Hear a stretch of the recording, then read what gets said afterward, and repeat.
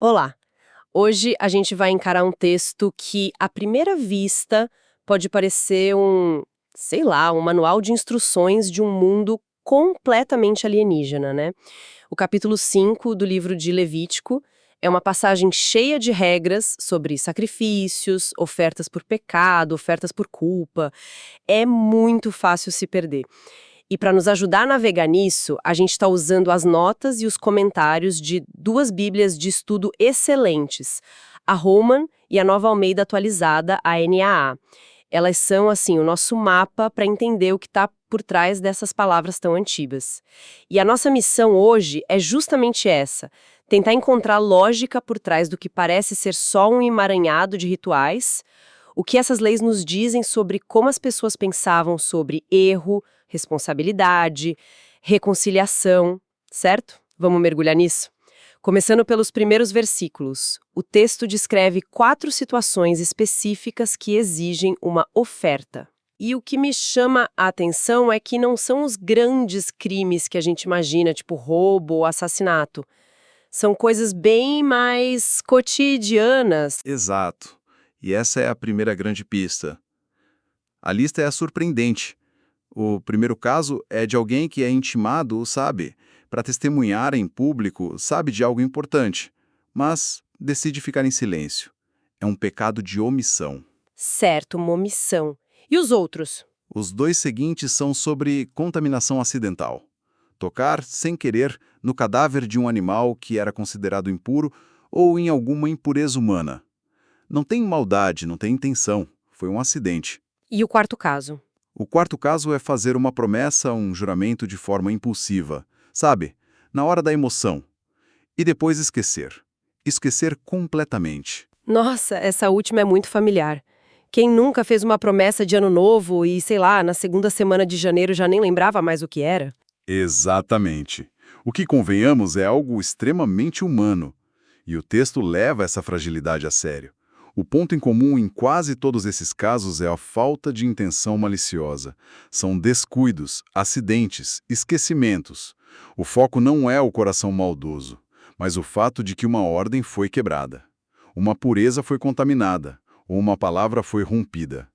E isso leva a gente a uma ideia central aqui. Que é? A culpa aqui é um estado objetivo. O que você quer dizer com estado objetivo? Quer dizer que não depende do que a pessoa sentiu. Não é sobre se sentir culpada. Se você tocou na coisa impura, mesmo sem saber, no momento em que você se dá conta, pronto, você está num estado de impureza ou culpa. É um fato, e esse fato precisa ser resolvido. E essa resolução envolvia uma ação concreta, levar uma oferta. Mas o que me intriga é a praticidade disso.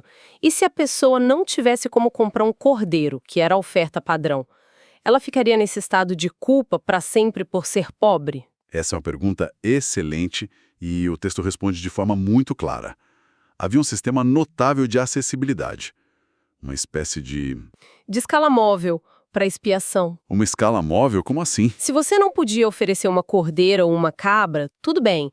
A lei permitia que você levasse 2 rolinhas ou 2 pombinhos. Que já era bem mais barato, imagino. Muito mais. Um pássaro era para oferta pelo pecado e o outro era um holocausto, uma oferta completamente queimada. Mas o sistema ia além. Ainda mais. Sim, e se nem as aves fossem acessíveis? Para os mais pobres, a lei permitia a oferta mais simples de todas, cerca de 2 litros da melhor farinha. Uau! A teologia aqui é poderosa. A reconciliação não podia ser um privilégio dos ricos.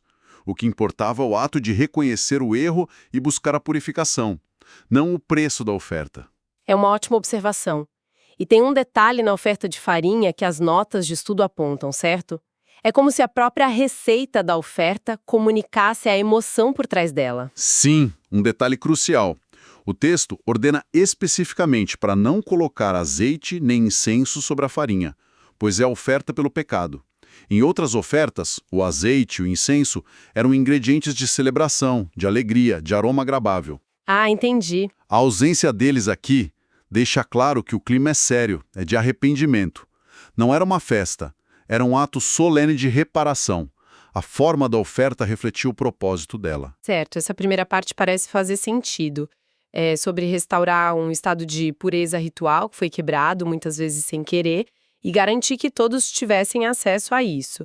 Mas aí o capítulo muda de tom no versículo 14 e introduz a oferta pela culpa. E honestamente, para mim, pecado e culpa soam quase como sinônimos. O que o texto quer dizer com essa distinção? É só uma palavra diferente ou a mecânica por trás muda completamente? A mecânica muda completamente. E essa é a distinção mais importante na segunda metade do capítulo. A primeira categoria de ofertas, a oferta pelo pecado, lidava, como você disse, com pureza ritual e votos quebrados.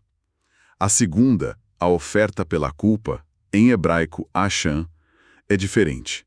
Ela se refere a uma transgressão que causa um dano ou prejuízo material. Prejuízo. Exato.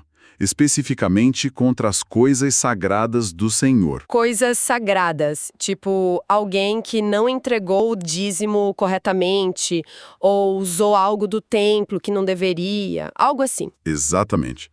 Pense em apropriação indébita de bens consagrados, mesmo que por engano. Não era mais apenas uma questão de um status ritual pessoal. Era um pecado que fraudou o santuário. Era uma ofensa que exigia não só perdão, mas reparação. E como era essa reparação na prática? Primeiro, a oferta era um carneiro sem defeito, um animal de valor considerável. Mas isso era só o começo. A pessoa que cometeu a ofensa tinha que restituir integralmente o valor do prejuízo que causou às coisas sagradas. E não era só isso. Tinha mais? Tinha. Ela tinha que adicionar 1/5 do valor como multa. Espera um pouco. Então não era só sobre estar bem com Deus. A pessoa tinha que literalmente pagar de volta o prejuízo com a multa de 20%?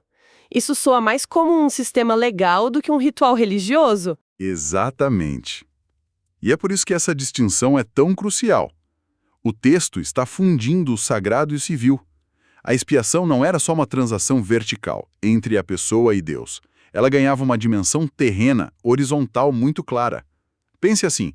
Se você bate no carro de alguém, não adianta só rezar e pedir perdão a Deus pelo seu descuido.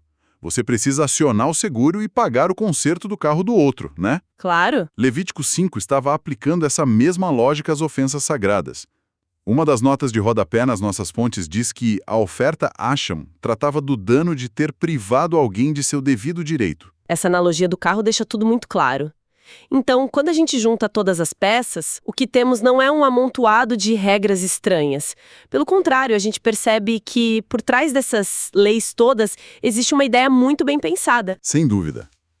É um sistema que reconhece a complexidade do erro humano. Ele diferencia um deslize acidental de uma fraude que causa prejuízo.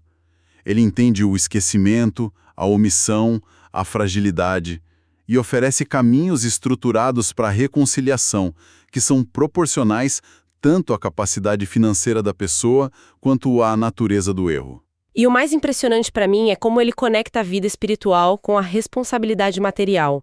Não era só uma questão de consciência. O sistema exigia, em certos casos, não apenas um sacrifício simbólico, mas uma restituição bem concreta.